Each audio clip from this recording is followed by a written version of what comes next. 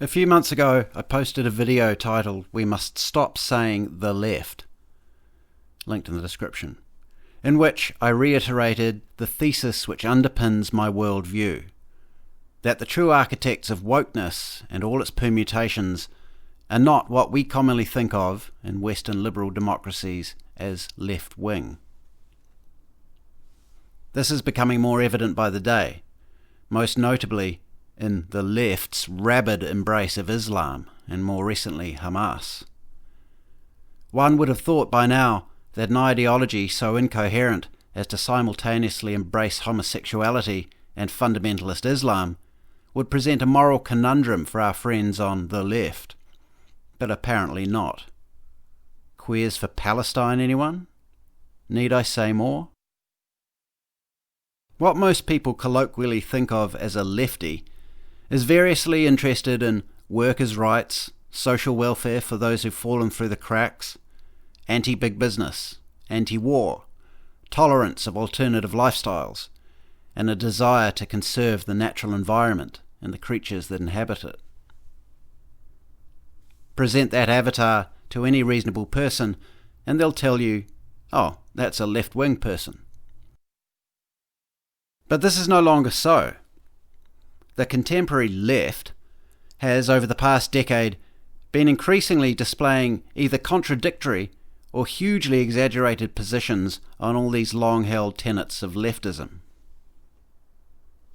The modern left has lost all interest in workers' rights, as was most self-evident in their support of the COVID lockdowns, which precipitated the greatest transfer of wealth in all human history from the working and middle classes to the top 1%. The modern left has abandoned the principle of a safety net for those who've fallen on hard times and instead embraced the communist program of universal basic income, as well as handouts for criminals, malingerers and degenerates. The modern left loves big business, walking in lockstep with the censorship edicts of big tech and worshipping companies like Pfizer for valiantly stepping up and saving the world from the virus with a 99.98% survival rate through the vaccination of the entire planet, underwritten by the tax receipts of the workers, no less. While at the same time cheering on the military-industrial complex's latest boondoggles in Ukraine and the Middle East. Pro-big business and pro-war in one. And as far as alternative lifestyles go, the less said the better. One only need look at the state of any big city pride parade or the insertion of drag queens into kindergarten classes to understand that what is going on now has long since departed from simply taking an accommodating approach to gays and lesbians. And as I noted at the outset, the left's slavering enthusiasm for everything rainbow-related, as well as the darker fringe elements they are continually affixing to the insignia, is at complete odds with their love for Islam, Hamas, and Palestine. But perhaps nowhere is the radical departure from traditional leftism more apparent than in the schizophrenic approach the modern left takes towards the natural environment. As reported in The Spectator on 4th of November, linked in the description, and discussed by 2GB radio host Ben Fordham with Nationals MP Keith Pitt, also linked in the description, the latest wind turbine development plans in Queensland called for the eradication of thousands of hectares of core koala habitat. But this isn't even the most egregious aspect of sustainability doublethink contained in this latest brainchild of the new progressive order. The environment controls in the plan stipulate the preferred method for euthanizing these iconic creatures: a sharp blow with a hammer to the skull. Ben Fordham clarifies, the environmental impact statement for that project says that euthanasia will be conducted using blunt force trauma. Blunt force trauma is recommended to humanely kill reptiles to small to medium-sized mammals. This involves a hard, sharp blow to the base of the back of the skull. Please allow me a moment to indulge my own very personal and abject disgust at this hypocritical and barbaric proposal. I'm an animal lover and a conservationist, in the true sense of the word. Conservation, as opposed to environmentalism, which is not at all concerned with the natural environment and the animals that rely on it to survive, but with the myth of man-made climate change, the astroturfed boogeyman of carbon dioxide, and the UN's lunatic net zero agenda. I love all animals, but chief among them is Australia's humble koala. I first fell in love with these gentle tree-dwelling creatures when I moved here from New Zealand 5 years ago, and have since become, some might say, peculiarly obsessed with them. And I have adopted 2 koalas through full-time sponsorship via the Port Macquarie Koala Hospital, linked in the description. This was the first koala I adopted, Gyra Allen, a mature male who was a permanent resident at the hospital due to having become blind through an eye infection. Gyra Allen has sadly since passed away from old age. And here is my current adoptee, Murwillumbah Bobby, who is also a lifetime resident at the hospital due to nerve damage he sustained in his hind leg from a dog attack, meaning he has limited climbing and jumping ability, making his survival in the wild unlikely. But it doesn't stop there. I even have koalas here at home. Not real ones, of course. But over the course of my previous relationship, myself and my ex-girlfriend, who is also a koala lover, assembled a small colony of soft toys, gave them names and even unique personalities.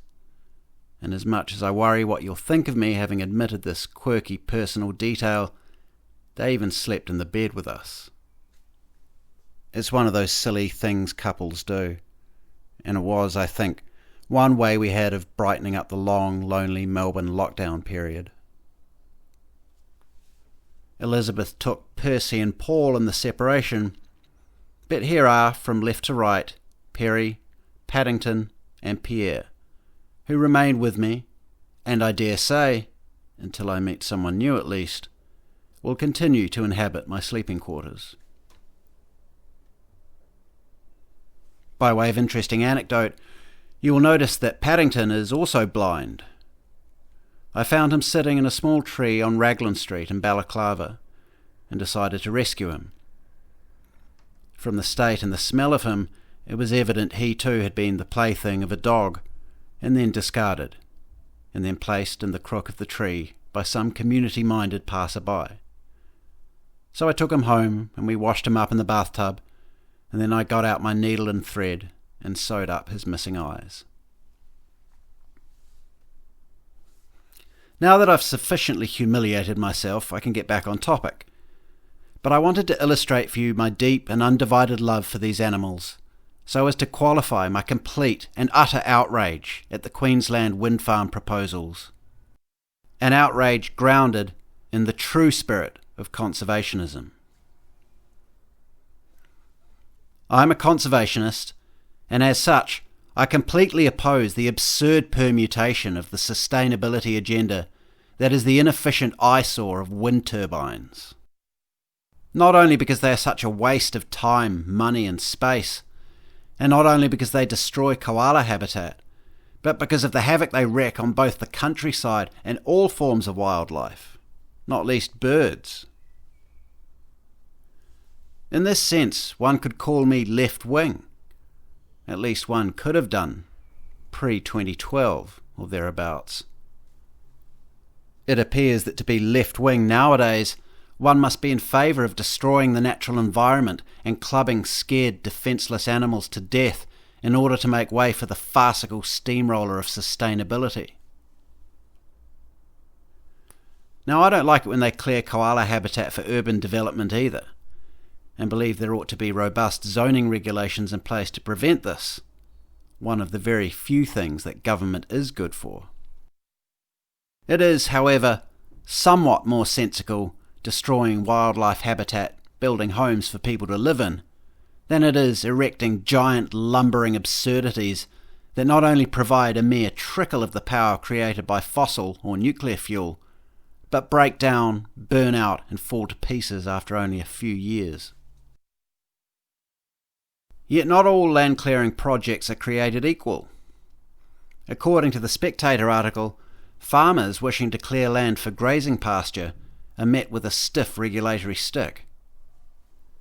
Flat White reports, at least one wind project in Queensland plans to remove 1,400 hectares of core koala habitat.